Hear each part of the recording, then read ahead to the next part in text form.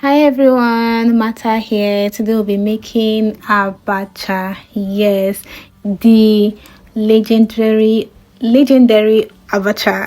Abacha is a local African dish popularly known in Nigeria and popular among the Igbo tribes in Nigeria. And abacha is made out of cassava. Yes, it is made out of cassava. So first off, I'll just go in with my meat. I won't call it meat. I'll bomo. Yes, it's popularly known as bomo. So I'll just go in straight. This thing I'm dicing rather is gotten out of cow meat. Like it's gotten out of the cow. This like I don't know how to explain it, but it's gotten out of cows and it's popularly known as momo. And this is my abacha. I went in straight first of all to boiling my water, and after my water is boiled, I'm now pouring that water inside the abacha. There are two ways to do this. You can use cold water to soak in your abacha. If you know you're not in a hurry, then give it like 30 to 45 or 1 hour and come back to it. But if you know you're ready to make the abacha immediately, then you use hot water, pour it inside and just stir it a little, just the way I am doing. Now I'll just go ahead and rinse my chop board so that I can dice my onions rather. So just go ahead and rinse it because of the first momo that I diced on it. Now when making your abacha, you want to make use of enough onions. Yes, first off, I'm a lover of onions, so if you know you're not a lover of onions, you can dice this in two places and just use half of it. But because I love onions so much, I'm going to be using this whole bunch for it, and I'm just going to make sure that I dice it in two pieces. Bear in mind that different people have different ways they make their abacha. This is the way I make my own abacha, and I love it. I don't just love it, everybody around me love it whenever I make this abacha. Now I'm done dicing my onions. I will just go in straight in with my fresh pepper. I just very tiny fresh pepper. You can add more than that, but I'll just be using that little for it. I'm just going straight in to take out the hot water and pour in cold water so that I can be able to press out the abacha. And I love the texture it's giving me. Are you seeing that texture? Perfect. Now this is where I need you to pay a lot of attention. I need you to pay attention in the way you're seeing me wash it, the way I carry the abacha. I don't just put my hand and fetch it, because there are some people where these abachas are made and where they are dried, dust or probably, yes, let me just say dust or tiny sands might go into them. So you want to be careful when you're washing it. You don't want to just be careless with it, so that you will not end up making that lovely abacha and you can't eat it because you didn't wash your abacha properly. So you please observe the way if you observe, you can see the way I'm going in with my hands to take the abacha from the water. It's like I'm using my hands as a sieving it up. Like I use my hand and go all the way. It comes up, I just fetch it from the top. I don't just like pack everything together and just put inside the pot. No. So you have to be cautious of the way you wash it. This particular thing I'm doing here will determine the way your abacha is going to turn out, because you don't want to have a sandy or you don't want to waste all this energy, and at the end of the day you can pick stone from the abacha. It does not just make any sense. So please take your time and sieve it very well, wash it very well. This is very, very important. I know what I'm saying. The lover of abacha, even when I go to restaurants to get this dish, the moment I'm eating it and I just noticed one tiny sand inside, I don't feel comfortable to eat it anymore. So that's why I'm extra careful whenever I am washing it. So please, you can go back and watch it again, specifically the way I washed it. Now I'm done washing it. I put it inside my basket. I'm just opening it up because I like it to dry a little while I am getting my abacha sauce ready. So I'll just leave it inside the basket so air could enter, and there's this particular texture it gives it when you take out all the water completely and let air do its thing. This is called Ehuru. Like I said, this is a local dish and that is called Ehuru. I'm just going to make use of one. You can make use of two, but I'm going to make use of one, and I'm going to place this just in the middle of my gas, then turn it down a little and use that middle part just need to I need it to just burn a little. Then there's this, when you allow it to burn a little, that's when you can actually grind it and get the texture you're looking for. Now allow it to just give it like 10 seconds. Now I'm just going to go ahead and pick it up. It's not that hot, trust me. Now I'll just go straight in and put inside my mortar.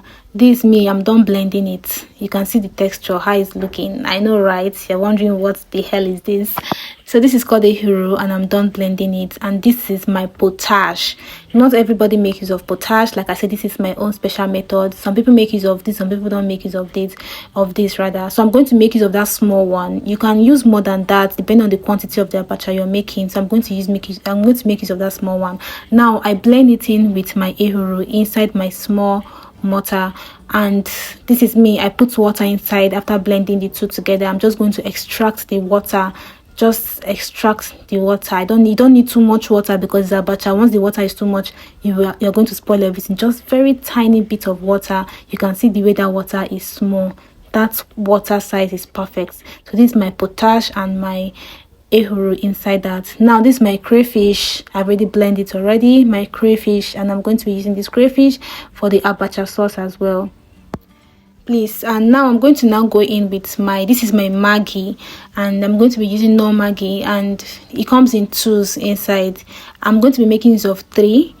Along the way, if I feel there's need for more, I will. So what you want to do is not just assume that, don't just assume that 10 will be enough, 9 will be enough. No, you have to go in slowly. So I'm going to make use of 3 of that Maggi.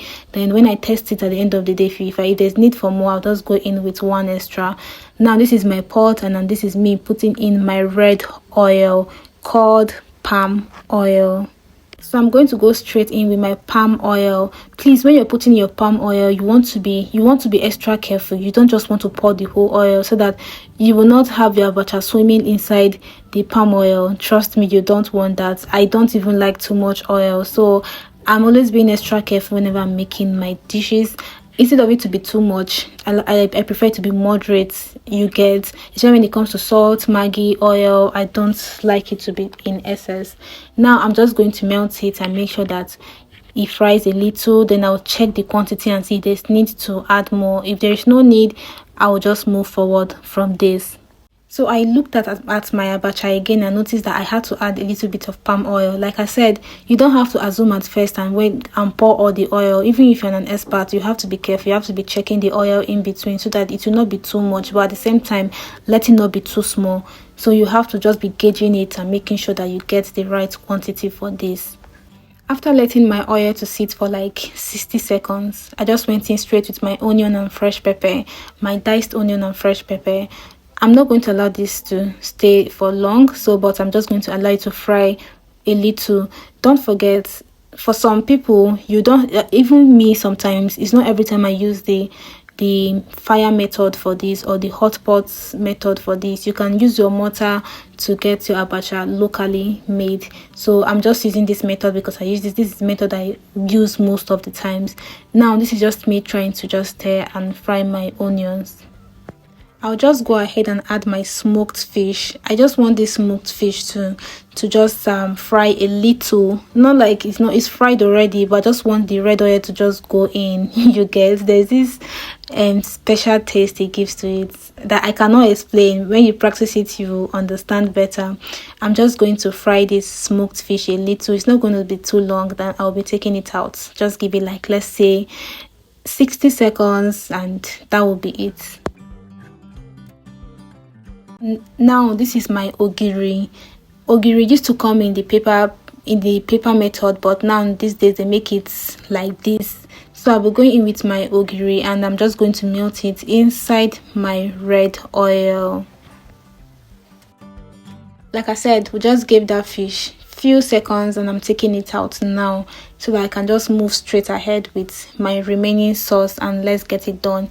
This is my potash water and my Ehuru. So I'm just going to put it inside. You see why it's you just need very little quantity. You don't need it too much. Go ahead and just stir a little. Just give it, let's say, give or take 20 seconds. Then you can move into the next one. Now this is my diced pomo. diced momo. I said momo is gotten from cows. Yes, now go in with my crayfish. Now I'm just going to go ahead and stir these two together.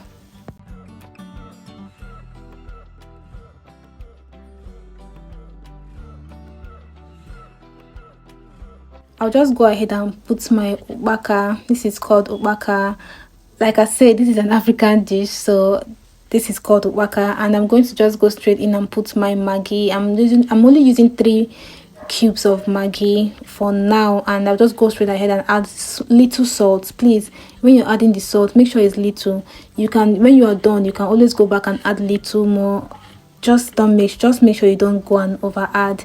And I'm just going to stir this for a few minutes, and I'll just go straight in with my abacha. After stirring, I noticed that the oil was just a little bit it just needed a little bit, just a little to balance it up. Like I said, I just went in a little to balance it up. Now you can see the way it's up now. So I think this quantity is more than enough. Please take your time when you're putting your oil. Now after mixing my sauce, I'll just go straight in and take in my abacha and put inside the pot. You see that the abacha is looking dried, not like dry though. The oil, the water rather, is out. You don't want it wet, so that if it's wet, there's a way it doesn't really, your sauce and the abacha will not blend into each other. So you have to make, that's why I always have to make sure that I press the water out, leave it inside the basket so air will enter. So by the time I'm done with the sauce, it will not give me that perfect texture that I'm looking for. Now I'm just going to go straight ahead and just stir and stir.